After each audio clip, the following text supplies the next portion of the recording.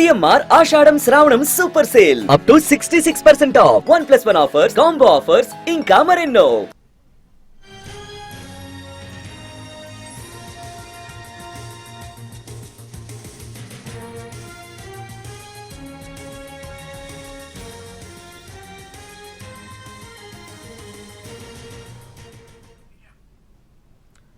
తెలంగాణలో 10 మంది ఫిరాయింపు ఎమ్మెల్యేలకు స్పీకర్ నోటీసులు జారీ చేయనున్నట్టు సమాచారం.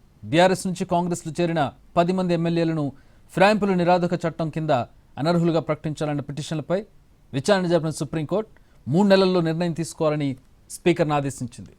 ఈ మేరకు గత నెల 25న తీర్పిచ్చింది. దీనిపై అడ్వకేట్ జనరల్ సీనియర్ న్యాయవాదులతో స్పీకర్ గడ్డం ప్రసాద్ చర్చించినట్టు సమాచారం. న్యాయ సలహా తీసుకున్న తర్వాత 10 మంది ఎమ్మెల్యేలకు నోటీసులు ఇవ్వాలని నిర్ణయం తీసుకున్నట్టు తెలుస్తోంది.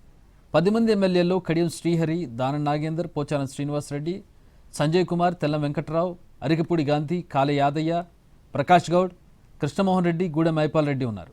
వీరికి నోటీసులు ఇచ్చి వివరణ తీసుకున్న తర్వాత స్పీకర్ తుది నిర్ణయం తీసుకునే అవకాశం ఉంది.